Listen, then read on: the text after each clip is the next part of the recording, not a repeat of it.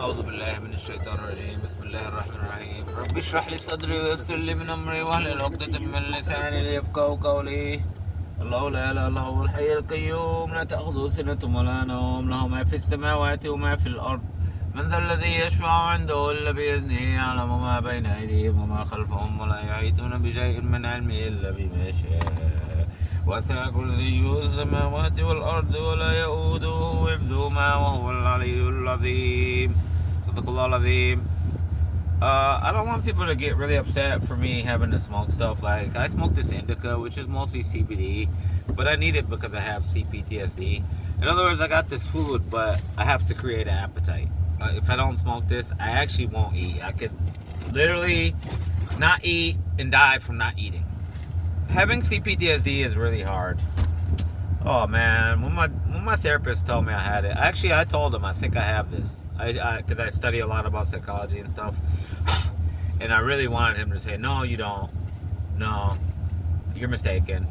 I really desperately wanted that because I hate that disease. It's a mental illness. It's a mental illness that comes from like being captured and tortured all the time, or people trying to kill you every day to steal your inventions, like is what I'm going through. So my therapist is like, yep, you have that. And then we talked about it a little bit, and then afterwards he said he thinks. So we talked about like for 2 weeks or 3 weeks. He basically told me he thinks that I have the worst case of it that there ever was. Oh yo, I just hope I don't cry about that, because at that time he told me that. I think that's probably exactly what I did. I already didn't want to have the disease, and then when he tells me that it's the worst ever, I was like, oh god. Oh, and there's no cure for it. You can't ever cure it.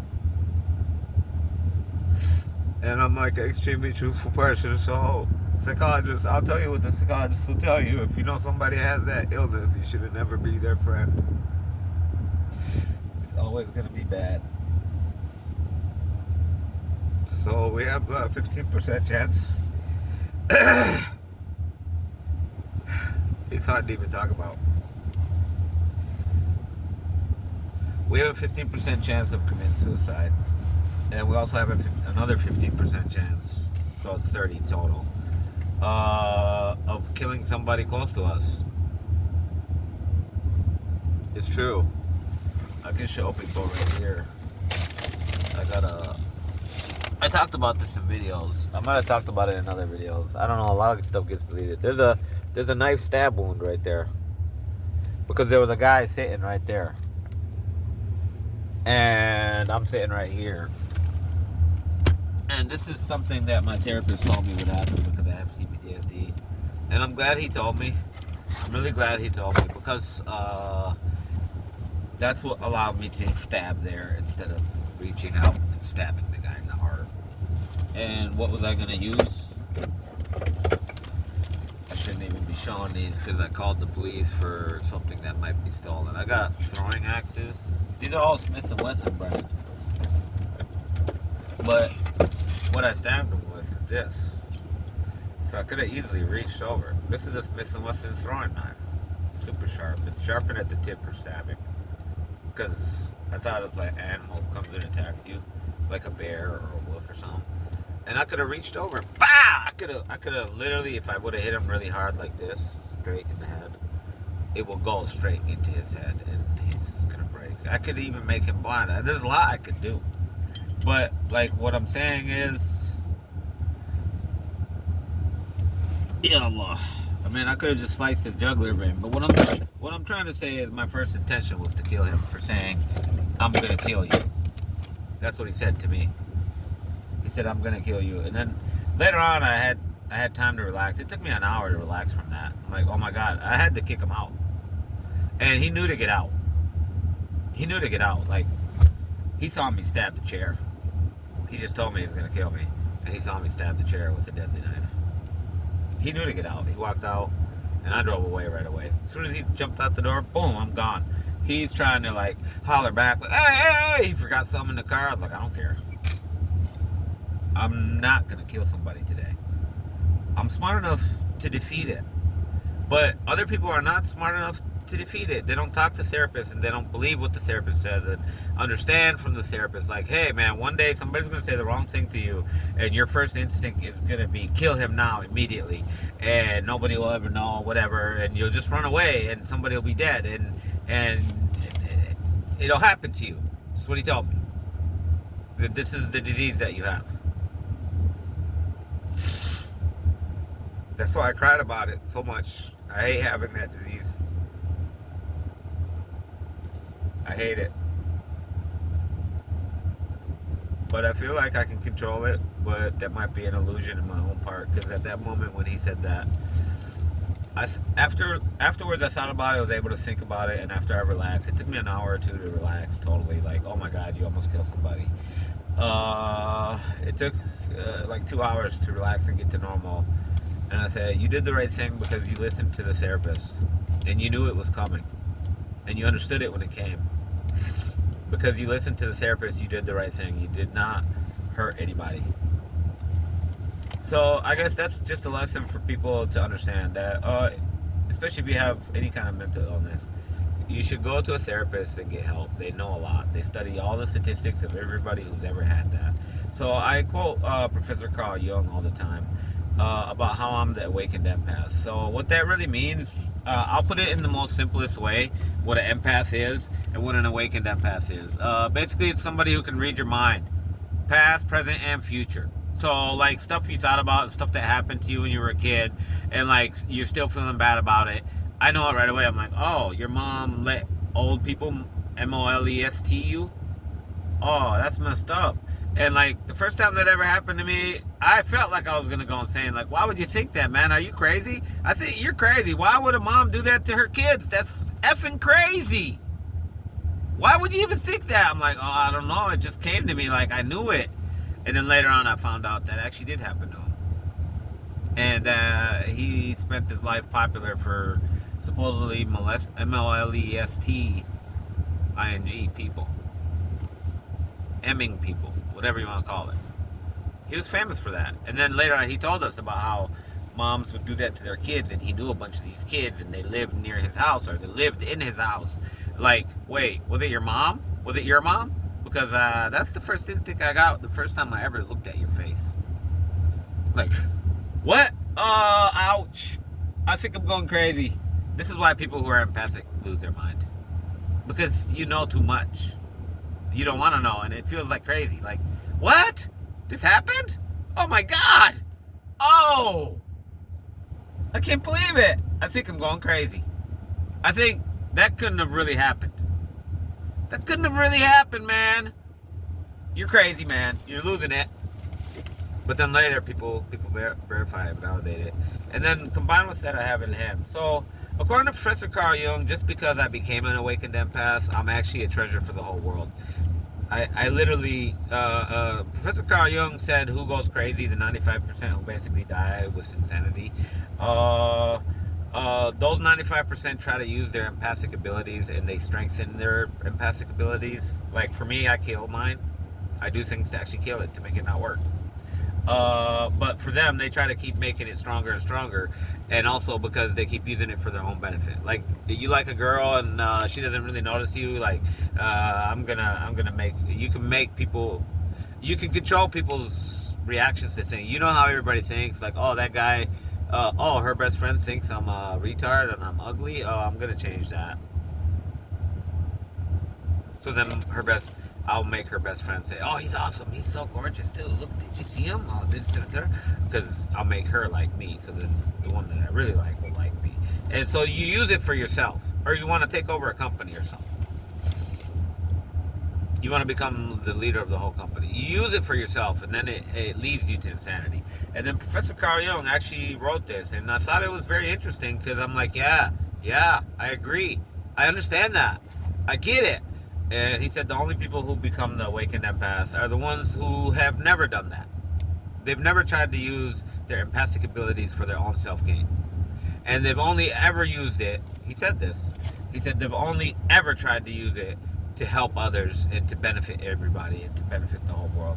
So, Astaghfirullah Azim, Professor Carl Jung actually literally says in his books, To have an awakened empath near you is like a treasure for your society and for your country and for your world. Like, everything that's broken just suddenly just fixes itself by itself. Like, that's what it seems like to you.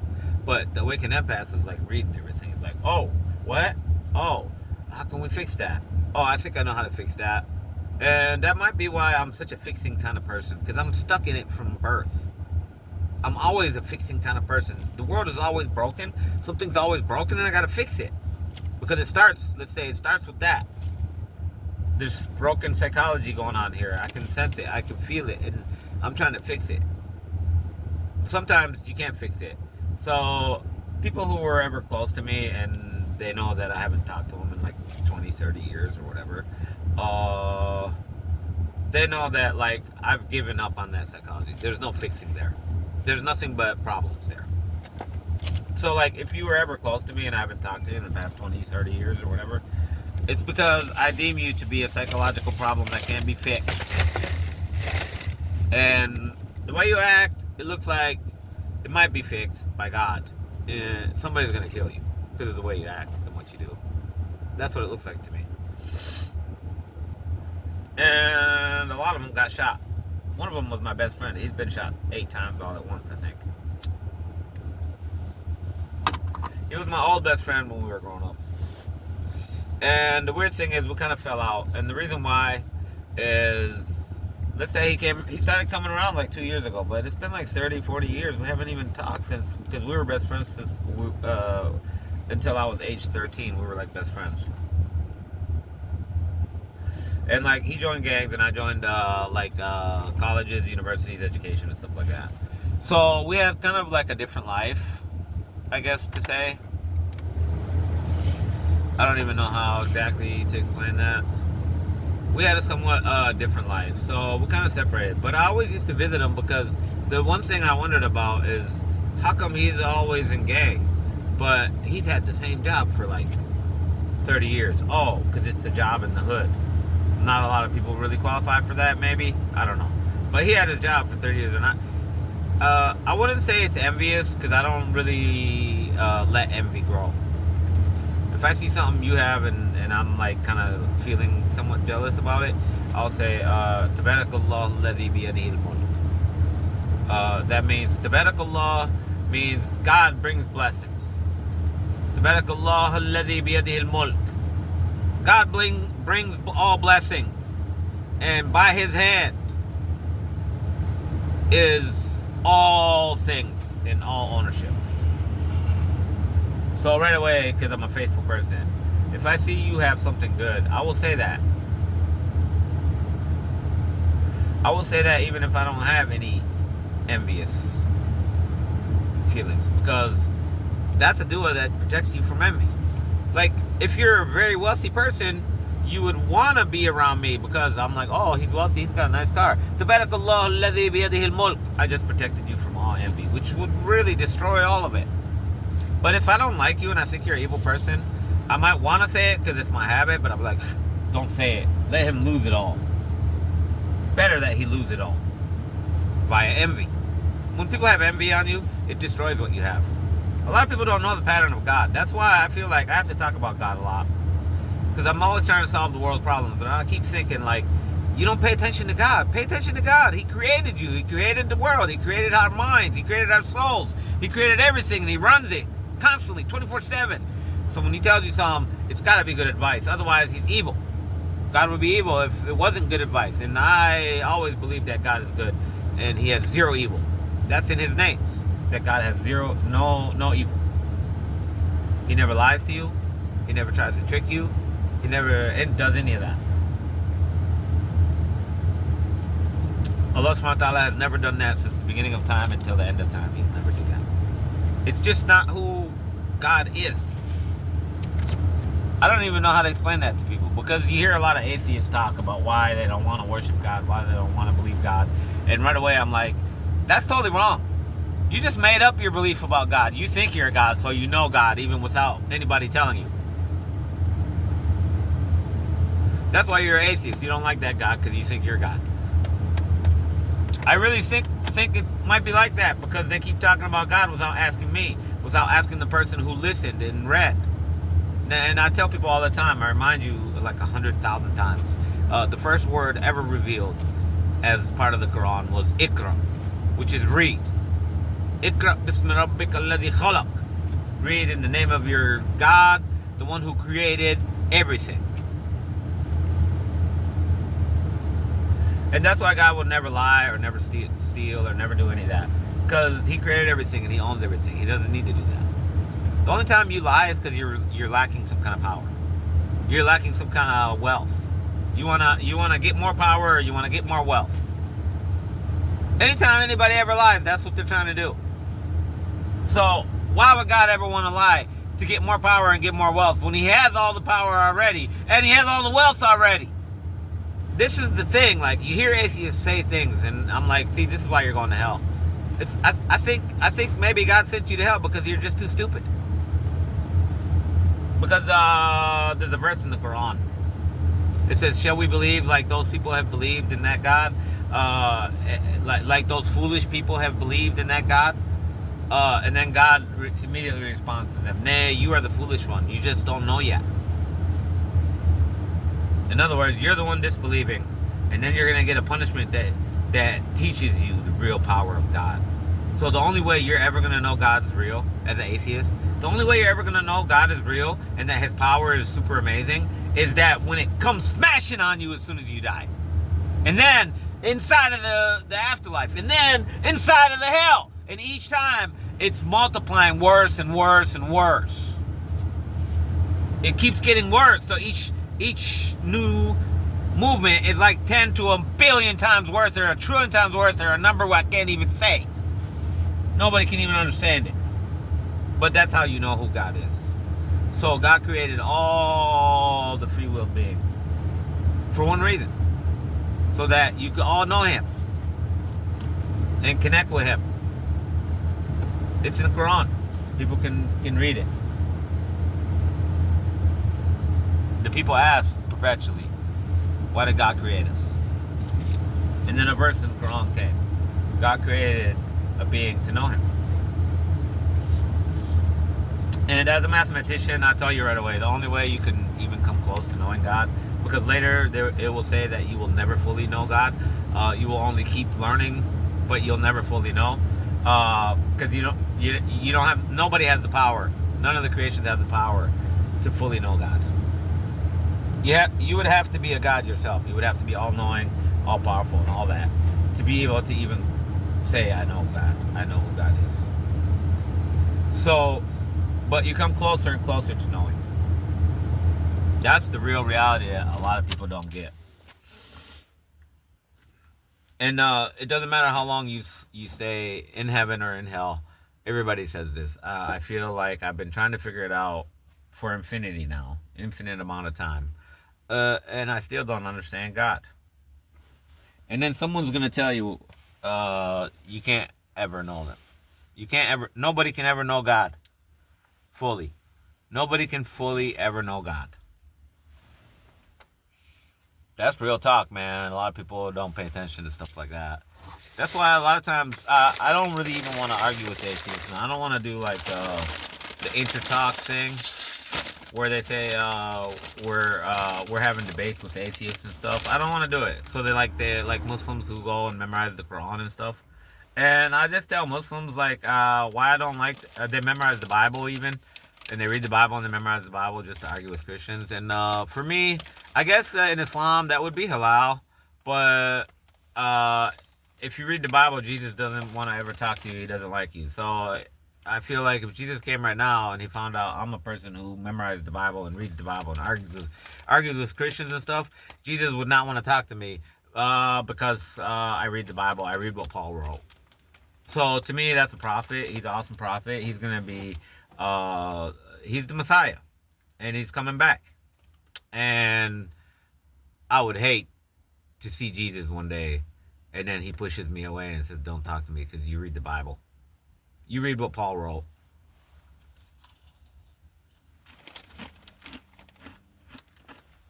Because that, to be honest, that's literally the only thing we know about Jesus.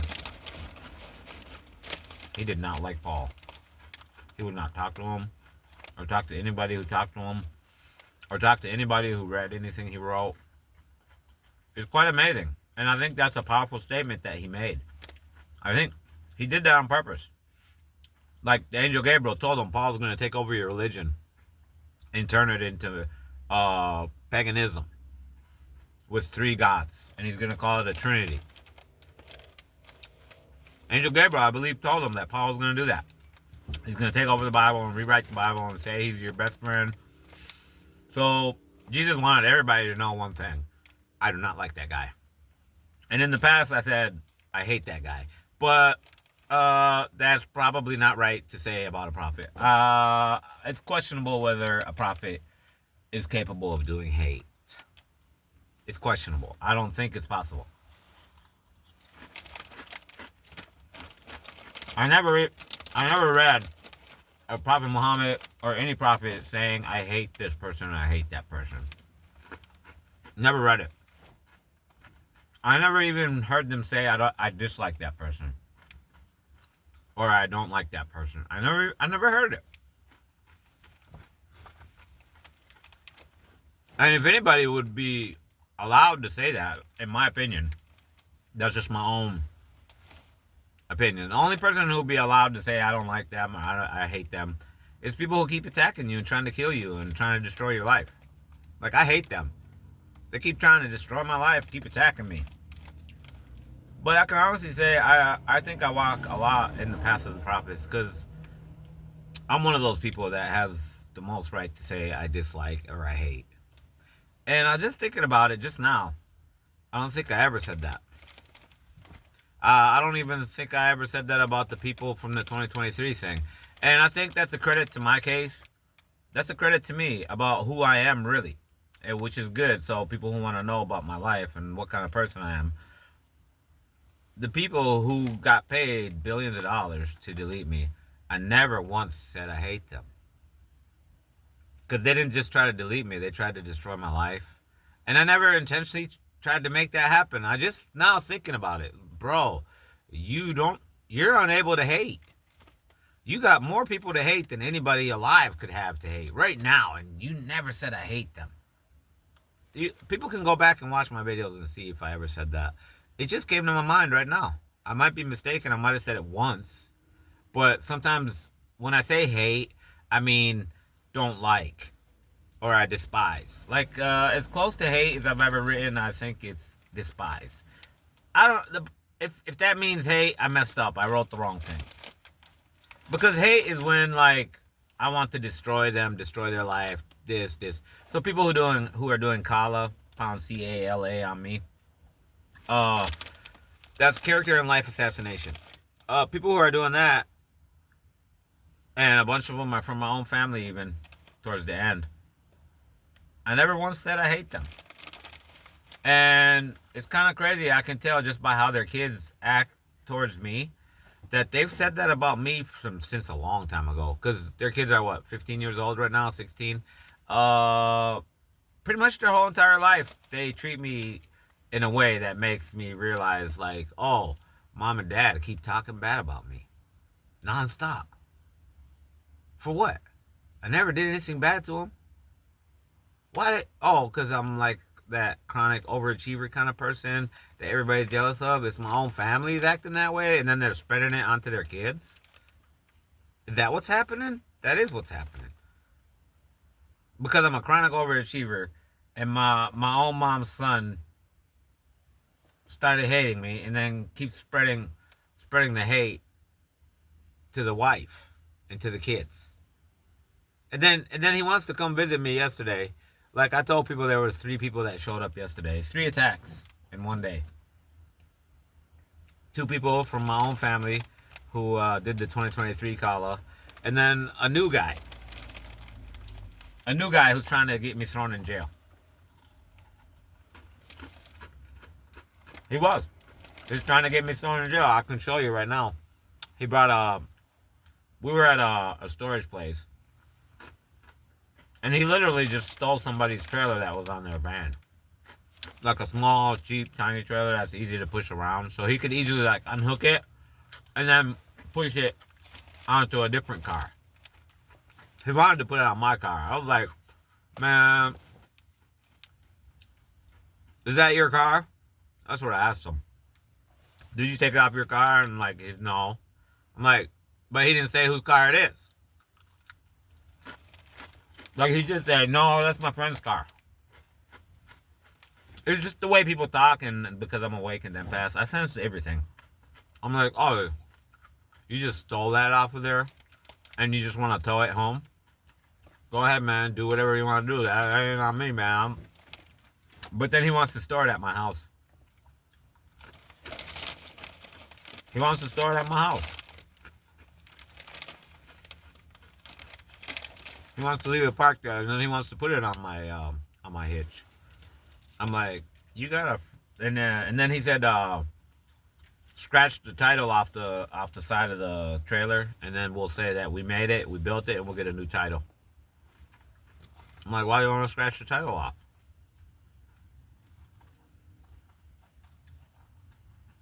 If you guys understand that whole game, he's trying to get me thrown in jail for a stolen trailer.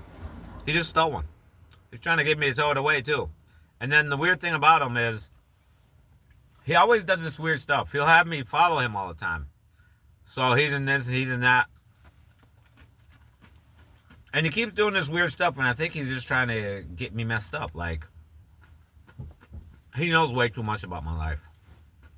In other words, he knows I don't have insurance on my car. I didn't tell him. Somehow he knows. They look it up because they're ops. And he keeps doing the weirdest stuff to get me pulled over like crazy. So, like, we're in a lane that's like the right turn lane. And he pulls all the way up to the stop sign or the stoplight or whatever, and I'm right behind him. And he'll just stay in that lane, just stopped. For a long time. Like, the last time he did it, almost a half hour. What he's trying to do is trying to get cops to pull me over, because somehow he figured out I don't have insurance. And they're just going to take my car away, and I'm not going to have a car. I'm going to have to pay his money. And then he's busy trying to make me broke. So he's trying to make me broke and get my car taken away while I'm broke. It's messed up. Like, I see that. Like, I told him right after, like, the day of it or the day after, I was like, we're done, bro. We're done. I ain't dealing with you. And then he's threatening to kill me. He's claiming that I said I'm going to kill him. So then he wants to kill me. So he wants to kill me and make it look like it's self-defense. I don't know what kind of recordings he had in his car or whatever. But he keeps saying that phrase. Like, oh, you're trying to kill me. You're trying to kill me. I'm like, I never said that. What are you talking about? Because I know something's recording. He wants that to be recorded. You're trying to kill me. You're trying to kill me. So it goes into court. He was trying to kill me. I had to kill him. They've done that too much. They've tried to kill me in self-defense, in a fake self-defense situation, a lot. Like, the people who are coming to try to beat me up and steal all my stuff, I might try to kill them. And then they have guns, and then they can shoot me. And they have cameras in their vehicle that they just parked right there. See, he pulled out a gun. He was going to shoot us. We were just trying to talk to him. But they know that I know that they come here all the time trying to beat me up and steal all my stuff and kill me. Stupid. It's kind of stupid to think how much money these kind of assassin people make and get paid.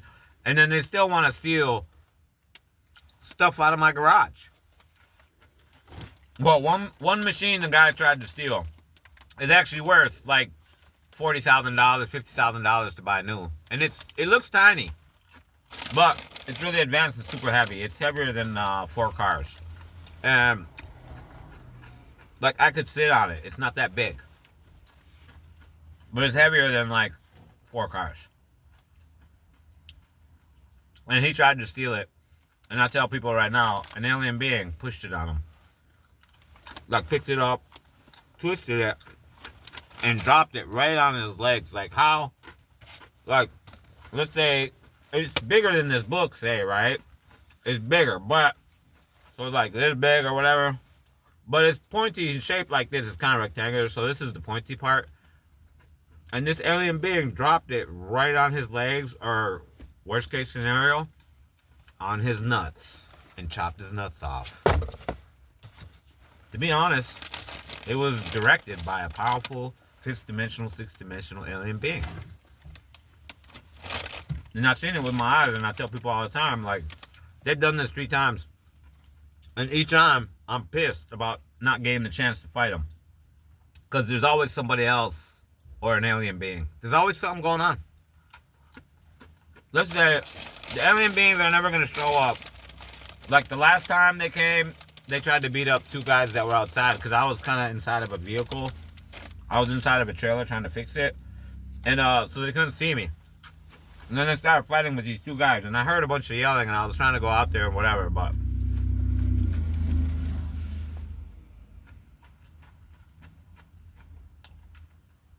But it's kind of weird. One of the guys they were trying to beat up buys drugs from them.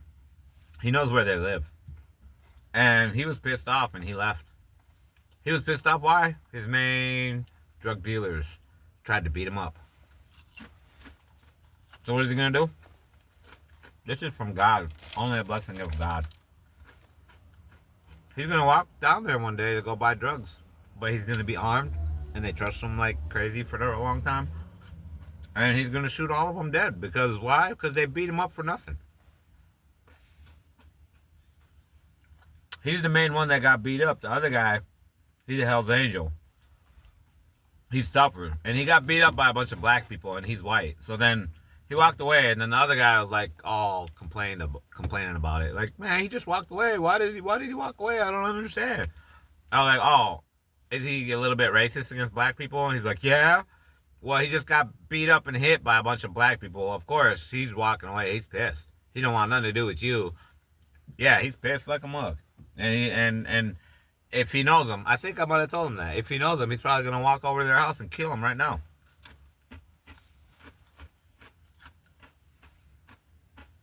I told him that. Like, if he was buying drugs from him and then they came and beat him up for nothing, at least what he's thinking is, like, at least we have a good business relationship. At least you should just not beat me up. But you gotta beat me up because I'm the weak one. And you left the other guy. And the other guy doesn't buy drugs from you. Man, I'm so pissed. I'm ready to kill all of you. I'm so pissed. I don't even want to see you in the drug game. In my world of getting high. I don't even want to see you near it. That might have happened. Because what really happened is the fighting part and him being a drug dealer or a drug addict and them being drug dealers. The same ones he always goes to.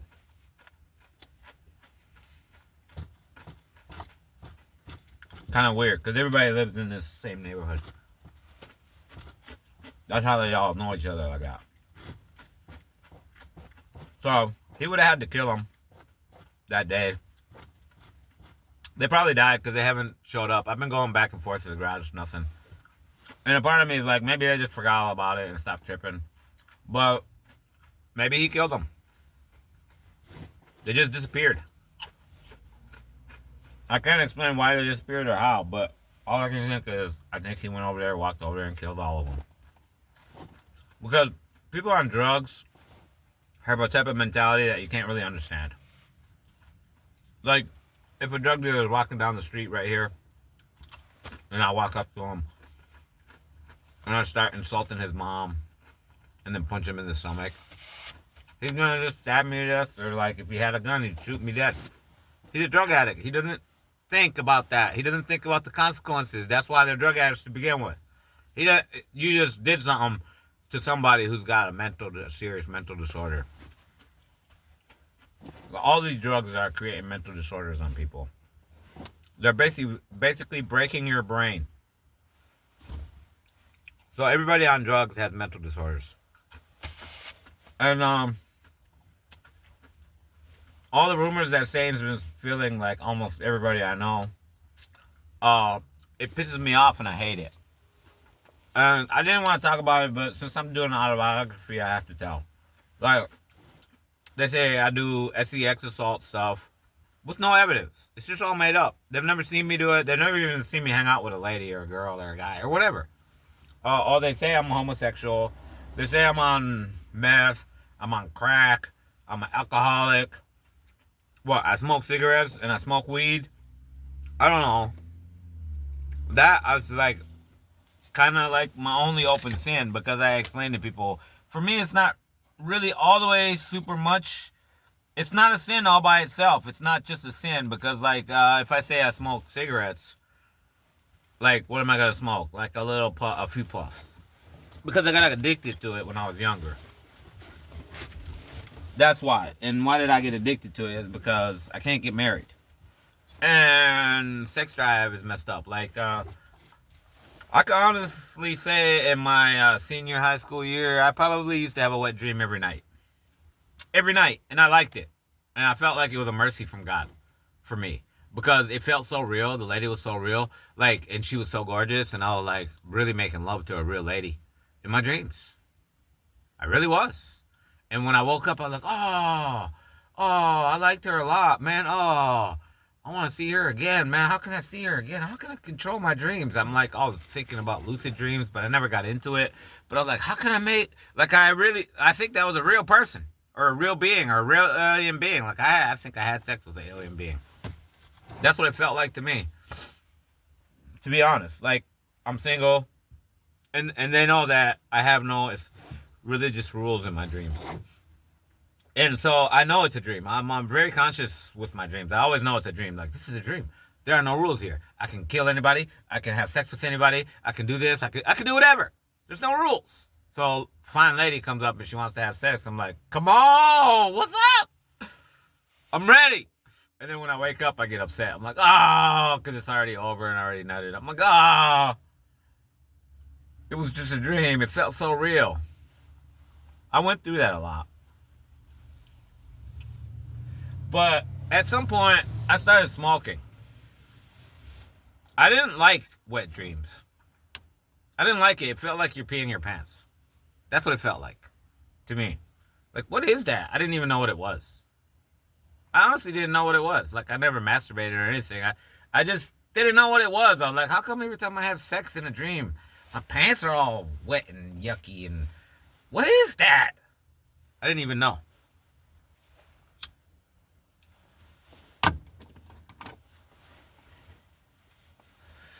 I just didn't like being wet and yucky. So if I wanted to say that's part of the reason why I started smoking, I won't. It's like, okay, smoking controls your sex drive, so I won't be horny all the time, and I won't be like waking up with my pants all yucky and I have to take a shower every day.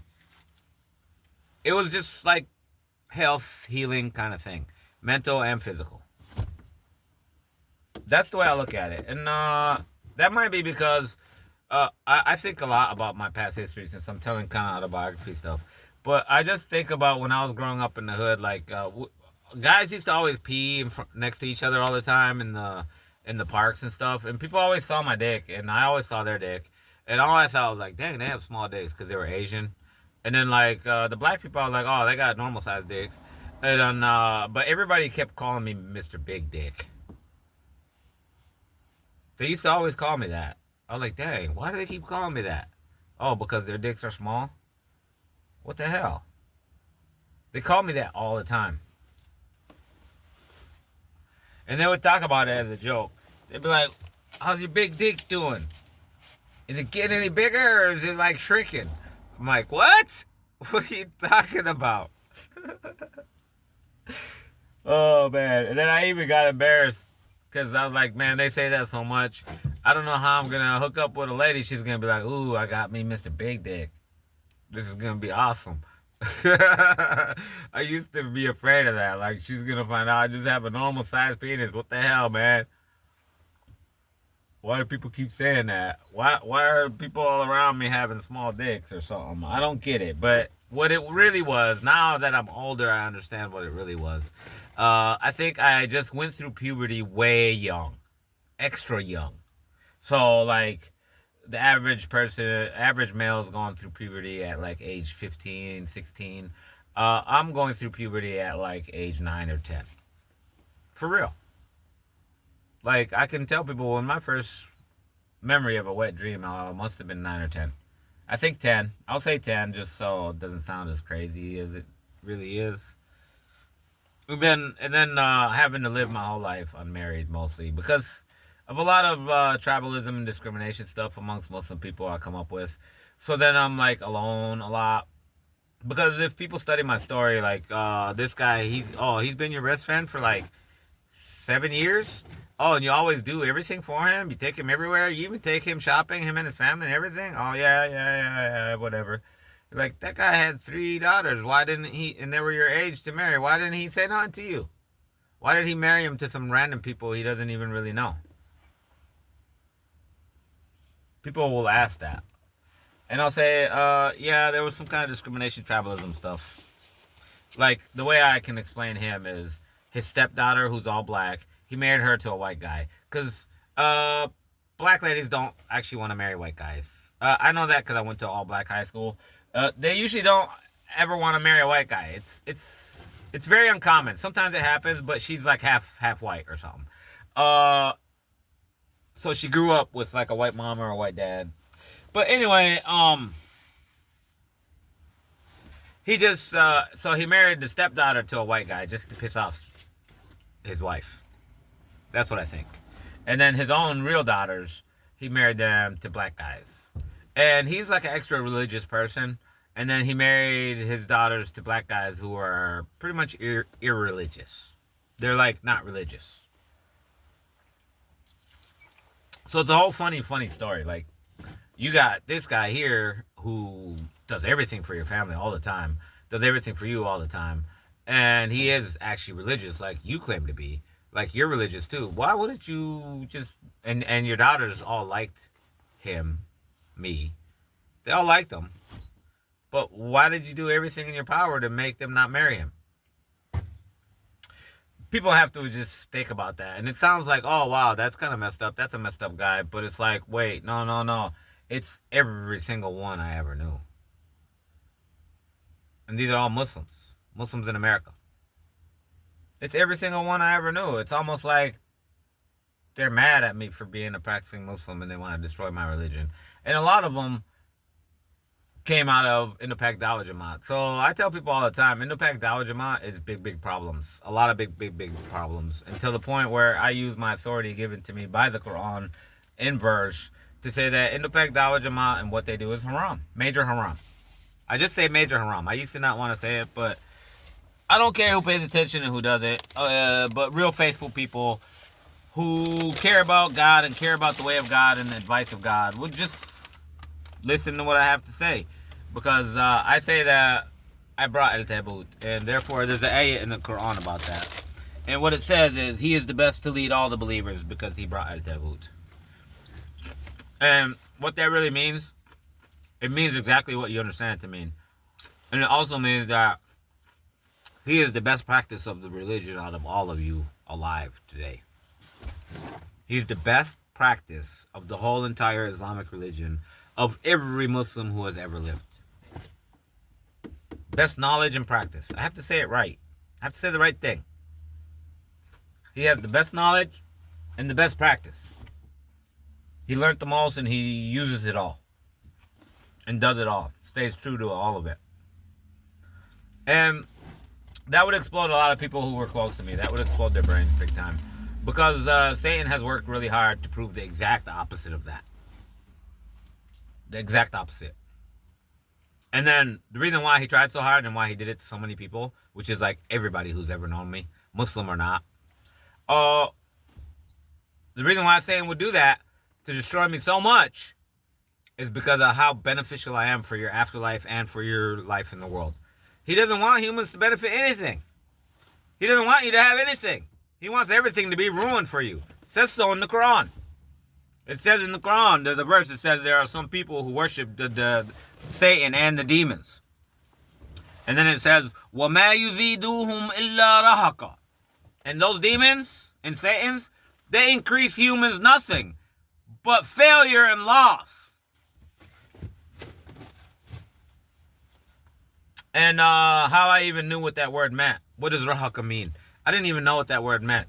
But it's some new theory I came up with about Arabic language, which it comes from me studying it and learning it for so long by myself, pretty much.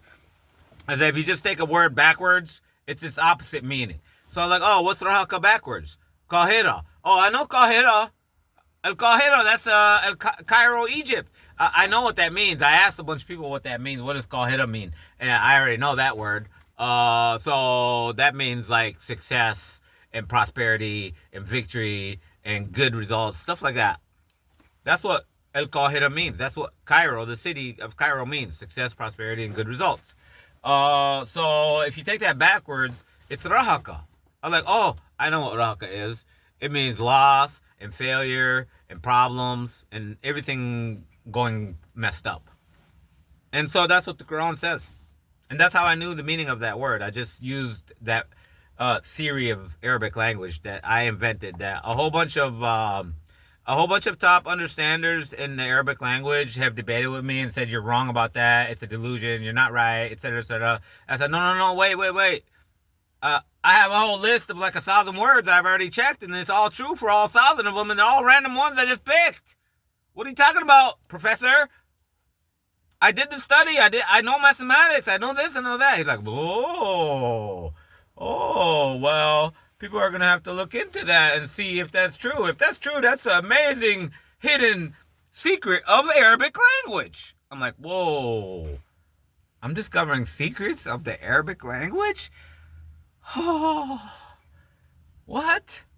I'm just doing mathematics and science into language. And I'm discovering stuff nobody ever noticed. So then right away, why would that make me even feel like crying? That makes you somebody special, a special scholar in history. You're figuring out stuff that nobody ever figured out. So you've been doing this with science and with computer programming and with all this and with all that, but you've been doing it on Islam since before you could talk. You've been studying Islam since before you could talk. You learned how to talk Arabic using the Quran